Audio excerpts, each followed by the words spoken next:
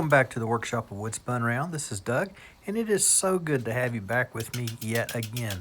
This is my 250th video, and I am just excited to share it with you. I've got on the lathe a piece of oak.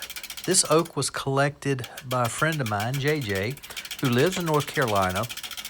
After Hurricane-Helene blew through western North Carolina, he went over to help a friend of his out, cutting up some trees and whatnot, and it struck him I could sell some of this wood for relief in that area.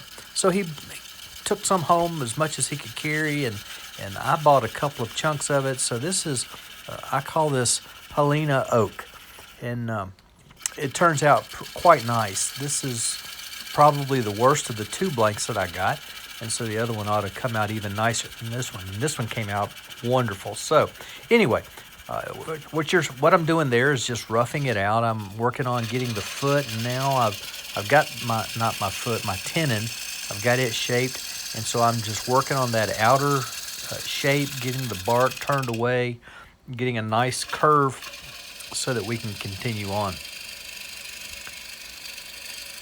I'll share with you as we go through what I'm doing, but I'm going to just kind of sit back and let you watch and see how this bowl develops.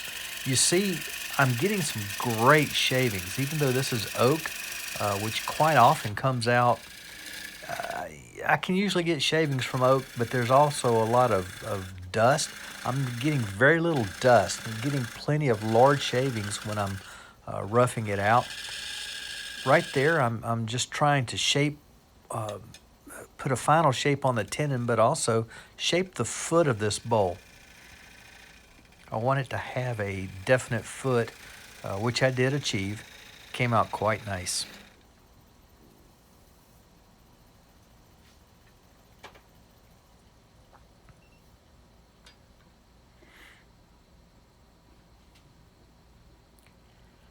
Pretty well have my outside shape done here, so we're going to reverse it.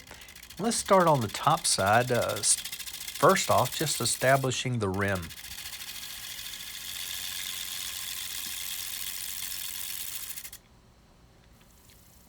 Using the 1/2-inch bowl gouge. This is kind of my weapon of choice when I'm attacking a bowl. Just kind of my favorite tool. So we're just getting the thickness and establishing where and how thick that rim is going to be.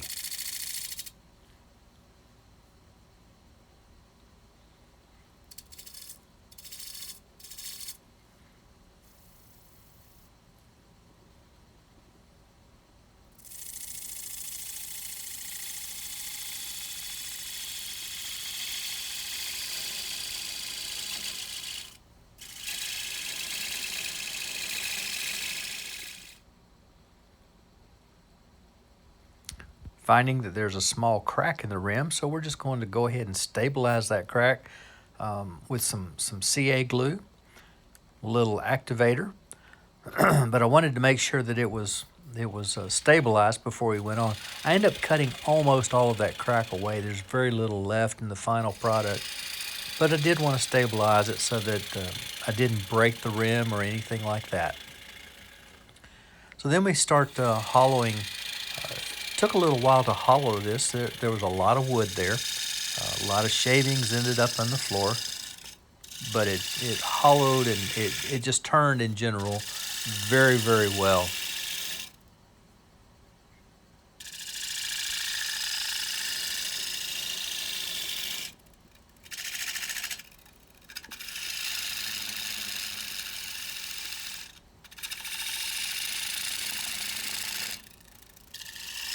I want to establish the thickness of the walls, starting at the very top.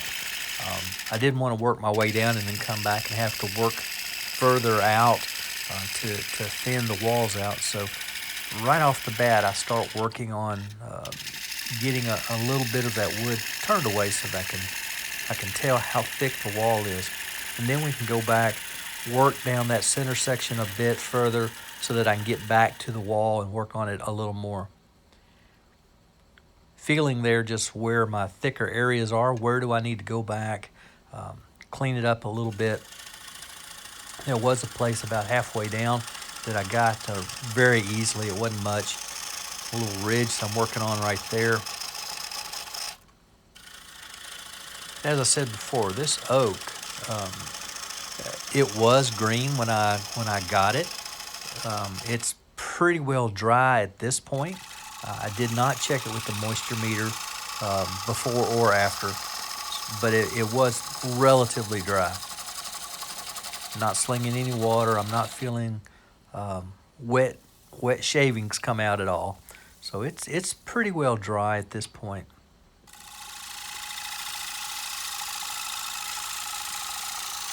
Realizing it's a little thick in the bottom, so take out a little more and we'll check it again. I check it quite a number of times as I'm working that bottom area and making sure I don't get it too thin.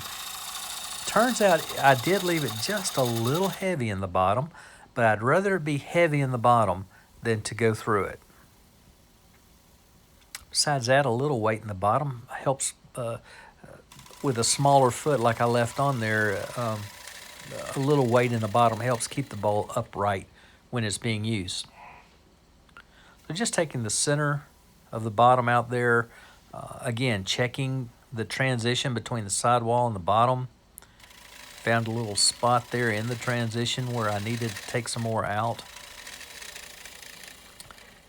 This is the Easy Wood finisher I'm using there, and it does a great job of taking those just a little bit out at a time, leaving me a nice surface that can sand very easily.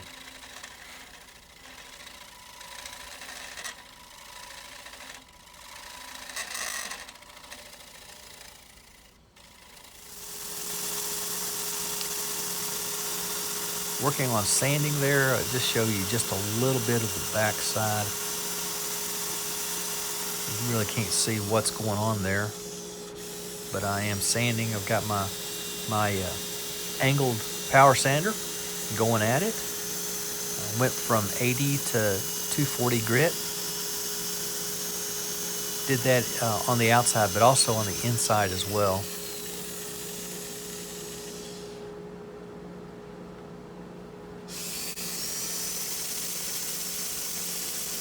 Making sure the rim is flat and smooth, then start working on the inside.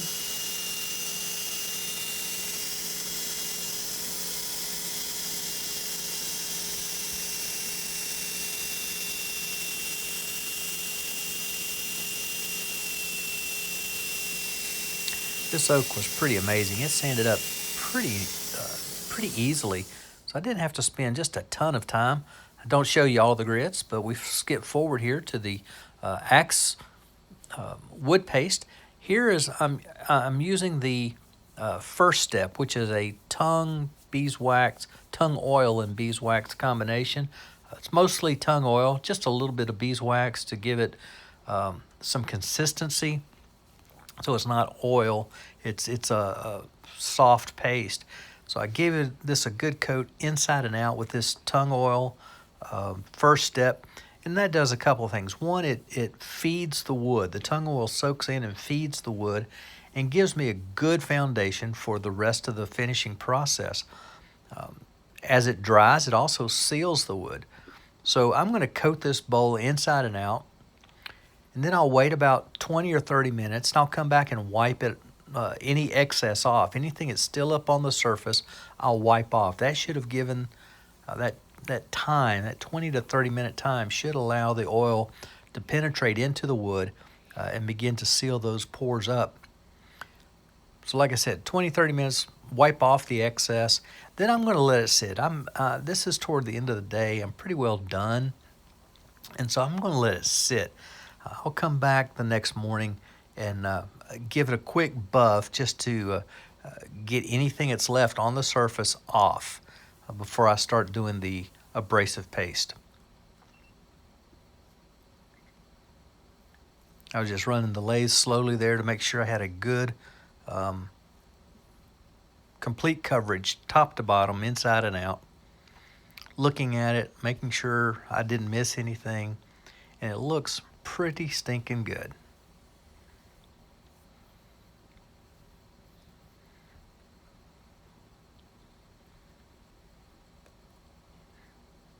So there you have it. First step. Axe first step. Great stuff. Next morning, got the abrasive paste here. Going to get a good coat of it inside and out. And then I'm going to start with the lathe slow, using the same part of my paper towel that I apply the paste onto the wood with. I'm going to use that same section of paper towel to begin working that, turn the lathe on slow, probably about 200, 250 RPMs. And I'll just work that, allowing that abrasive that's in that paste to abrade the surface, taking it from the 240 that I sanded to all the way up to 1,000. To do that, I'll feel and listen. After a few minutes of running slowly, I'll speed the lathe up just a little bit. In fact, I'll speed the lathe up a couple of times before I even change over to a clean part of the paper towel. And then every time I speed up, I will change to a clean piece, buffing off any of the excess oil and wax that makes that up. So we've done all that. The paper towel has come off clean. Now I'm adding the wax. This is a carnauba-based wax. Tom has added, he doubled the amount of carnauba that he puts into this combination, and it works just wonderfully. It's pretty stiff in the jar, but it doesn't take much working it with your applicator to get it softened up and onto your applicator. Then it goes onto the wood beautifully. Just making sure I've got a good even coat all over the bowl. I've done that. And the nice thing with the Axe paste wax, it has 0 solvents in it. It's wax and oil. And so there's no solvent in it. So there's nothing to wait. There's no reason to wait. You apply it, then you turn right around and begin to buff it off. Doesn't hurt if you do wait. If you want to let that wax cool again, kind of re-solidify, that works great. But there's really you don't need to stop and wait for the solvents to flash off. So here I've just gone ahead, I've applied the wax, I'm starting to buff it. At first it's very light. Then I'll speed the lathe up and give it a little more pressure. And it just buffs up really nice. If it's not as shiny as you like, you can always add another coat. So you can get the Axe wood paste from axewoodpaste.com. Use the discount code Doug15. That'll get you 15% off. See the stills there. I hope you've enjoyed your time with me today. I've enjoyed it. I hope you have too. So until next time, I hope you're able to spin them around.